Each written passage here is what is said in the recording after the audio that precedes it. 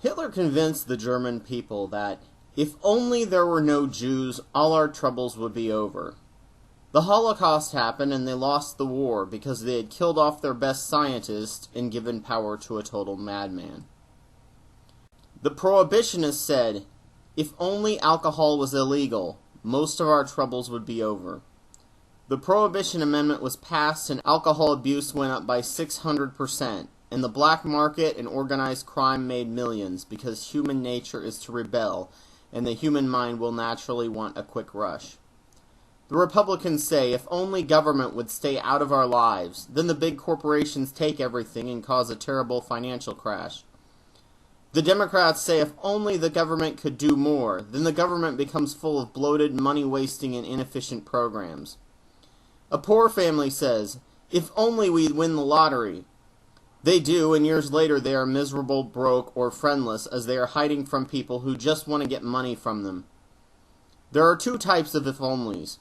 There's the first kind where people scapegoat one idea when the actual subject is more complex, and then there is this other kind. Fundamentalist Christians say, if only teens wouldn't have sex.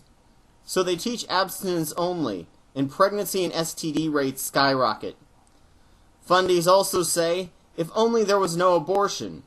They make it illegal and the number of abortions are nearly double, as in the case of South America versus the US. Except these abortions are done with coat hangers and blister agents. Fundies say, if only television wasn't so violent, yet they don't control what their kids watch or talk with their kids about what they are watching to put things in perspective. Fundies say, if only everyone would accept Jesus as their personal savior, all the world would be happy. And priests molest children, divorce rates are higher, and prisons overflow.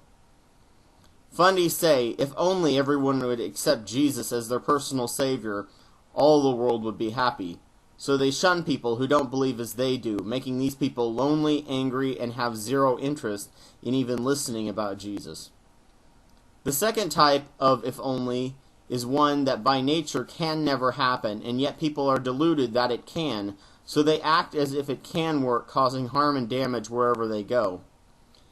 If any major problem that exists had just one cause, then they would have been fixed long ago. Sadly, our minds are not evolved enough to naturally look for multiple causes, just simply cause and effect. Every problem usually has at least 5 or 6 contributing factors, and finding and fixing those problems together as not to cause other problems to be thrown out of balance, causing worse problems, is very rare, be it politics or personal life.